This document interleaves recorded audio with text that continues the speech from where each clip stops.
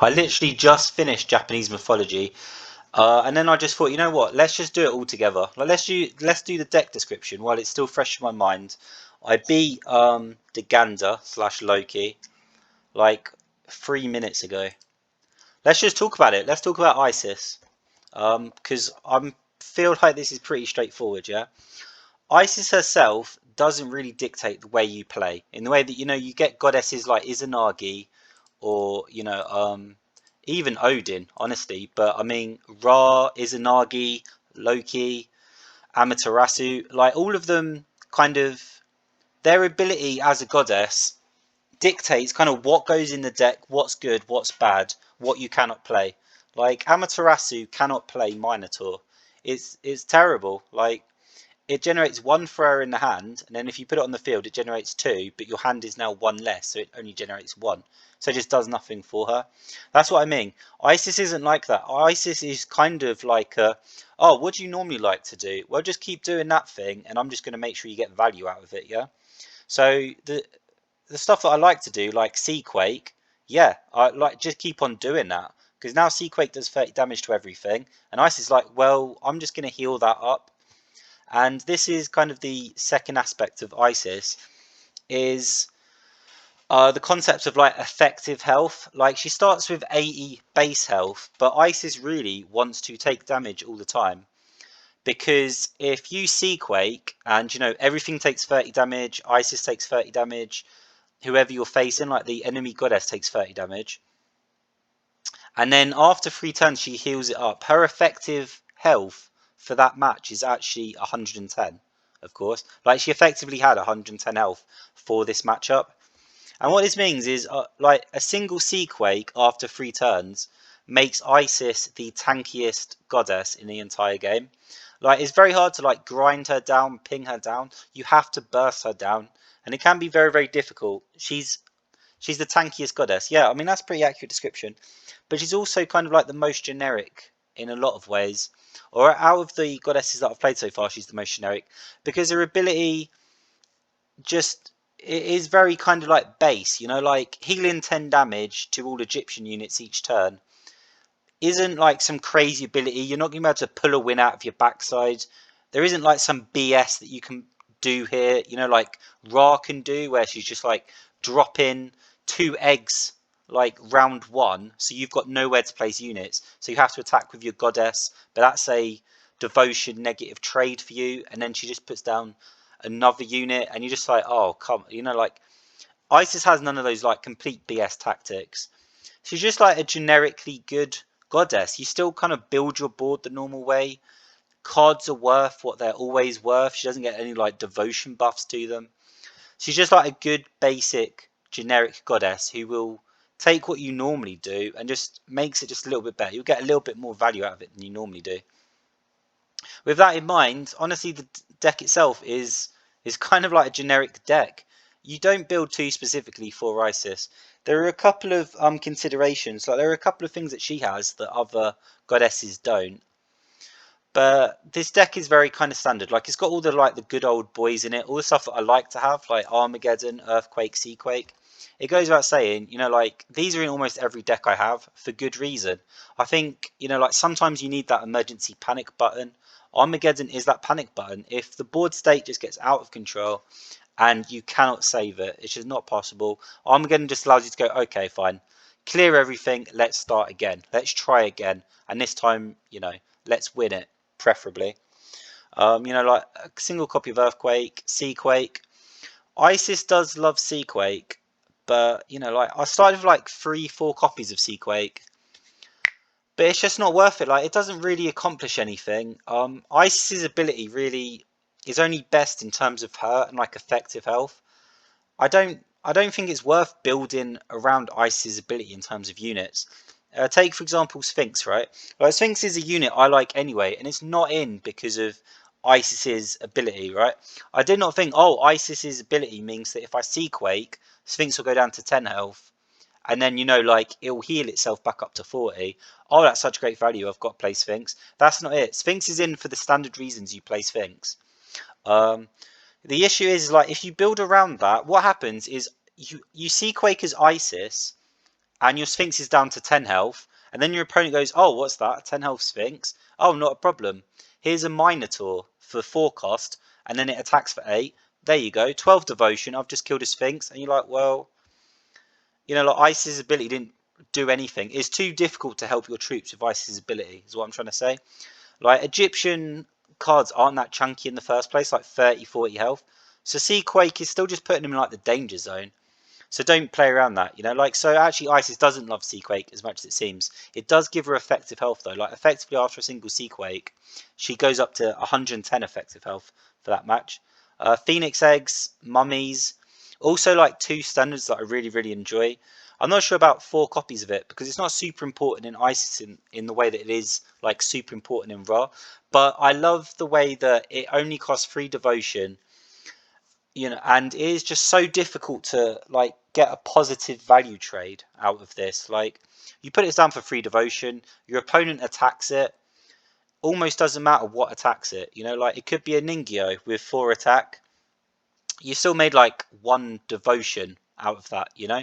Like, that was a trade where you actually benefited. You lose a card, but that's the best circumstance for your opponent. Normally that, you know, it takes, you know, like a 6-7 cost attack to destroy a Phoenix egg, so you've made like 4 devotion. That's more than double the actual worth of the Phoenix egg. But they can't ignore it either. Like, they do actually have to attack it because otherwise it turns into a Phoenix. So it just like puts people in very kind of weird situations. These annoying binds where they really do want to deal with it, but they really don't want to deal with it. It's a very awkward card. So I love playing it, and I kind of don't like playing against it. Yeah, Mummy as well. Just these are both just here because 3 devotion, 4 devotion. It is hard for your opponent to create a positive, like a good expected EV trade out of these two. The expected value of attacking either of these 2 units is so bad. You just put them in the way. They're chaff. The Phoenix egg is slightly better because they have to attack it, otherwise it turns into a Phoenix. But the Mummy also is just chaff that keeps coming back over and over and over again. Oh, it's so frustrating, right? I'm going to skip Pharaoh's play quickly because that's kind of like the ISIS thing. I'm just going to like go through all the other cards. These are cards that, like, if you've seen other deck descriptions, you'll have seen them so many times before. So I'm not going to go into super detail, and I don't expect to spend ages on them. Rise of the Pharaoh ×4. This is because I normally have like at least 2 copies of Rise of the Pharaoh, but I think ISIS really needs like 3 or 4 copies because you can expect a lot of the time to be putting yourself in situations where you need to like Seaquake and then rebuild the board, like Phoenix Egg, Mummy, Sphinx. But you know, stuff like your Great Desert or your Izumo Taisha like work well mathematically into Armageddons, for example. Like, Armageddon costs 26, right? If you have like 2 copies of Rise of the Pharaoh in your hand, Rise of the Pharaoh, Rise of the Pharaoh, Armageddon, and that's a Taisha, or that's a Great Desert. And Armageddon Great Desert tends to be just a straight win a lot of the time. Like, your opponent is suddenly down to their base devotion generation, like 5, 6, you know, devotion. But they used all the cheap stuff in the hand. They already put on the board all the things that they can afford. Their hand is filled with, or their medium to, you know, like late game stuff now. And they've just got nothing they can do with 6 devotion. So they generate 6 devotion, and then you take it, they're back to 0. They generate 6 devotion, then you take it, they're back to 0. Just very, very difficult. And Isis really kind of like thrives in that situation because she's a very grindy kind of goddess. You know, like, she doesn't like burst damage. That goes without saying, right? She likes taking like 10 damage here and there, residual damage, Seaquakes, you know what I mean? Because then she can just like keep healing up all the time, constantly healing up. She does not like the idea of like, for example, I'll put it like this, right? Odin is like a really tough counter to Isis a lot of the time, because Odin doesn't tend to like do like little bits of damage here and there, like itty bits of damage. Odin will just put like a call to arms on someone, then double it to 40, attack you twice, and you're dead. So Ice's ability actually gets like no benefit. In fact, it's super dangerous to like Seaquake around Odin. Isis really struggles in that situation.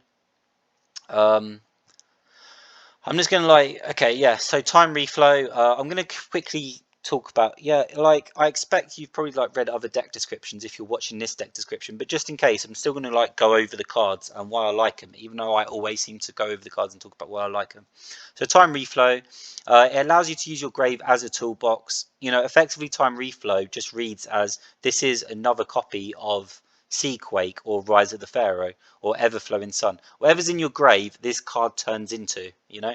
So I really like it. I prefer 3 because it already has like a slight danger of getting clogged, and time reflow doesn't actually help you unclog itself, kind of, you know, like it is hard to kind of like get it out of your hands, unlike Izumo Taisha, which if you've got 4 copies of Izumo, like all 4 copies in your hand, it's not so bad because you put down a Taisha and then you just discard the other copies. So in a lot of ways it doesn't really, like, you haven't actually got a clogged hand or anything, you just get rid of the like having too many copies. It's very easy to solve. Time reflow struggles a little bit. You don't really want to waste this card because it has such, you know, potential. It's so valuable. It can grab out of your grave whatever the perfect answer is to the situation. If your opponent's got no monuments and like 4 or 5 units, you know, it's like Zeus or something, and he's just thrown down like 2 Medusas, couple of Minotaurs, what you want is the Seaquake, and time reflow just lets you pull that out. It lets you pull out the perfect answer, basically.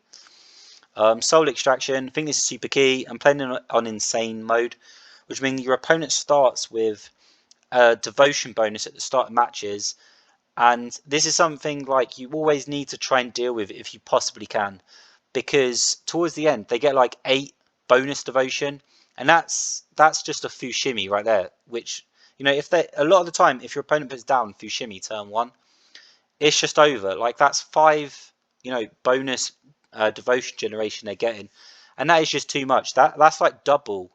That's almost double what most goddesses get. That is double what some goddesses get. You know, like a Fushimi turns it into, you know, effectively you've got 2 goddesses. That's way too effective. You need soul extractions. You need to be able to control to the best of your ability your opponent's devotion. You cannot let them build up devotion. And once they're in a spot, you know, like kind of similar to Great Desert, once you've got them in a spot where, you know, they've used all their cheap stuff and the board's getting cleared, there isn't a lot on there. Soul extraction just allows you to keep them, you know, like low, keep it low tier, and it makes it very hard for them to kind of like build a board again, because they can't, they're not allowed to just build devotion for 3 or 4 turns. They build devotion, then you just soul extract it and just say no. If you haven't got anything at 6 cost or lower, you can't play this round. You just draw another card. That's all you can do. Everflowing Sun. In an ideal world, I'd never have to play this card. But just in case, sometimes you really do have to dig. Like if you haven't got that Seaquake in your hand, you have to dig. Some part of your deck has to be like the ability to cycle cards, dig through your cards to find what you need. Ideally, you have what you need. Like you've already got the Seaquake in hand, but otherwise, I think like the bare minimum that's fair, it really is like 3 copies of Izumo Taisha and 2 copies of Everflowing Sun.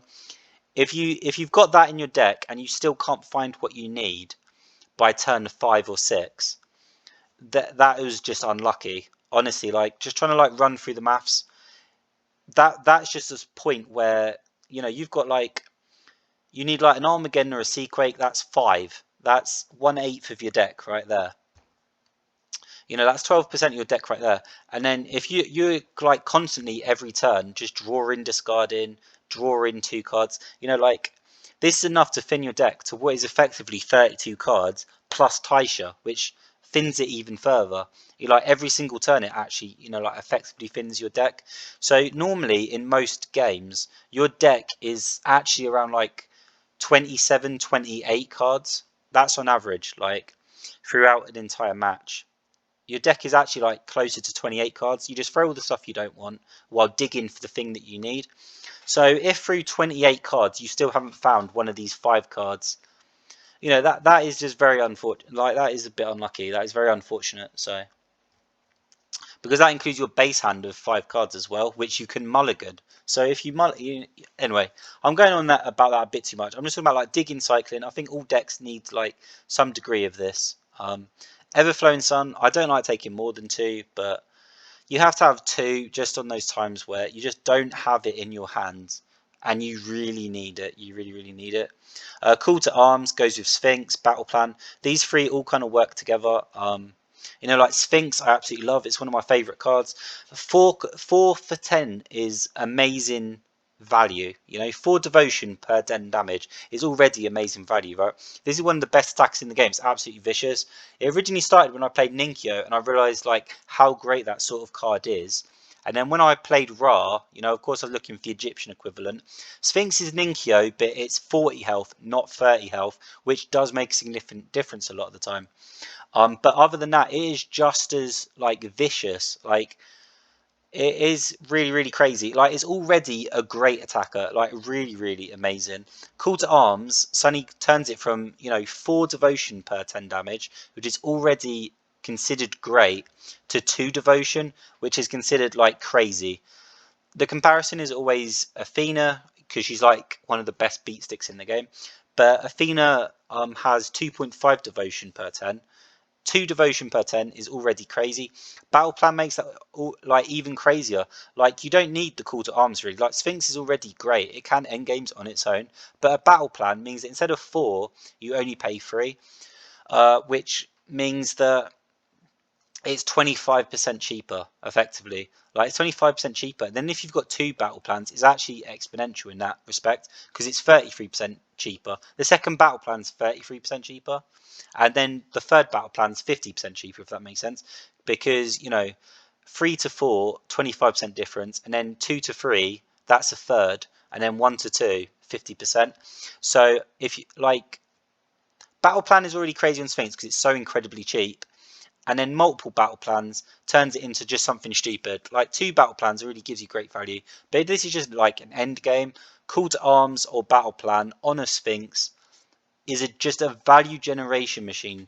There have been times where, you know, if you put the Sphinx down in the right position so they cannot finish it, it just goes marching around. So like, that's too much value on board. You do too much damage with it at far too cheap a cost. You will make positive value trades all of the time. Really good. To put this in perspective, like I love Phoenix Egg and Mummy, I've just said, because of the like incredible value they generate. Like, you know, you put this down and then your opponent has to attack it. And, you know, if they're attacking it with, well, I mean, let's just take the mummy itself, right? If they attack it with a mummy, then the mummy would have to attack twice, and that would be 16, but it only costs you 4 for the mummy. So you made like 12 devotion. Like that was a 12 plus EV move, effectively. The Sphinx only costs, it's not exactly like that. I'll explain why now as I talk about this. But the Sphinx, of course, only costs 4 per attack, right? So it has to attack twice. That's 8 into a 4. But by attacking 8 into the 4, that also destroys the mummy, which means you don't get the devotion generation from the mummy, right? So there's actually 6. You know, in some ways the math works out as you have to put the mummy down, that costs 4. You also don't benefit from the mummy's devotion generation, so that's another 2. So it's actually 6. It costs 8 to destroy it. And it costs, like, you're denying 6 in a way. So it's only a it's only a 2 EV move. And the Sphinx itself, of course, has devotion generation as well. It has 6 devotion generation, which is one of the best ratios per attack in the game. A lot of creatures actually can't pay to attack for themselves. I mean, Mummy's a pretty good example, right? It produces 2 devotion, but it costs 8 to attack once. Sphinx can attack 1.5 times. There is a lot that is very good about the Sphinx. Like 40 health is a fantastic health total. Like it's one of those things. Like it's just above Seaquake. It survives just about everything in terms of pure damage. You have to have direct removal, or you have to find a great value trade. But there is very few ways of like positive EV dealing with 40 health. It is very difficult to deal with. Right, so we'll just talk about Pharaoh's Plague. This is kind of the unique finisher that Isis has. It is possible with other goddesses, but you have to put like a lot of thought into your deck list. Just to try and like fit in like the Iden's apple or the Iden tree, you know, stuff like that. Just like these things to like heal you, because of course the plague hits everything. That's not a problem for Isis because the plague does 10, then Isis heals 10. But of course it's actually like it's a win condition for you, because if your opponent can't deal with this, then in 7, 8, 9 turns, their goddess is dead, assuming they're at full health. If you got a Pharaoh's Plague down, then you just surround it with, you know, rubbish, mummies, phoenix eggs, turn by turn. I mean, you can't put phoenix eggs down because they instantly die to the Pharaoh's Plague. But, you know, like mummies, it doesn't matter, sphinxes, even stuff like your Taishas or your Great Deserts. You just put this there and then block it in, and your opponent's units just start dying, and your mummies don't die. Your sphinxes, you don't even want to put them near anything or attack with them. You just want them to stand there, take 10 damage, then Isis heals them back to 20, take 10 damage, back to 20. Yeah, this is one of those things that is kind of like, if you Armageddon and your opponent is stuck and doesn't have anything, then you can win through Great Desert because it keeps taking a devotion away, or you can win through Pharaoh's Plague because if you go back to square one, but you've managed to put Pharaoh's Plague down, there is just not enough devotion in your opponent's bank to jump across the board and deal with this before their units die. And I mean, a lot of the time before they die, you know, like, it is difficult. Like, I didn't find it that difficult in Japanese mythology, but in Norse mythology, you know, like Nidhogg's and Krakens and stuff, like 40 health is difficult, and that is why this went from like 3 copies just to 1. It is a win condition for Isis, and it's kind of neat, but I've to some degree only got it in here just because, you know, like, it feels like a unique win condition that only Isis has. It's kind of curiosity. I don't think it's like amazing because 17 devotion. At 17 devotion, you can do so much. Just 10 damage a turn isn't like game changing. It's not that amazing. It'll win you a few matches, but even then, that's only because you managed to play in such a way that your opponent couldn't get to the plague in time. I don't think that's really due to Pharaoh's Plague. I think if you were capable of stopping your opponent from ever getting to Pharaoh's Plague, then there are other alternative ways you could have won. I just think it's, you know, like, just because it suits Isis, you know, like synergy there. I think it's kind of fun, but right, normally I talk about the goddess and then I like go through the cards and then I just sort of like sum it up a bit. But I don't think there's too much to sum up. Isis's ability doesn't dictate anything. That's the nice thing. You can take just like an average normal deck and Isis will just say, yeah, fine. You know, like all the little chips of damage throughout a match. You know, your opponent casts the plague, Isis doesn't care. Your opponent, you know, is doing like Seaquakes or Artemis arrows. Isis doesn't care. So she'll just generate value for you. You don't have to do anything special with her. You could just play a completely normal, average, boring deck with Isis, and she's still going to generate value with you, which actually makes her like really beginner friendly because there's nothing difficult to understand here. Just play what is good, play a deck that makes sense, play the cards that get the job done. Isis is just going to help you. She's just giving you a pat on the back, like, yeah, good job. Good job. You do all the things, and I'm just gonna like help you like heal up the residual damage, so that you're like you don't Seaquake twice and accidentally put your goddess at like 30 health. Because sometimes you get a little bit scared of other goddesses, but you know Isis is just like, yeah, don't worry, mate. You do as many Seaquakes as you want. You know, you have as much fun as you want. Don't worry about me. Just play it like a nice, solid, basic, you know, like methodical game, like by the book, textbook. She's very textbook. I suppose that's what I should say. She's not boring, but generic is kind of the word. Like, she's just a textbook goddess. Just play textbook with her. Don't do anything stupid. You don't have to do any crazy moves. Just play a solid game with her.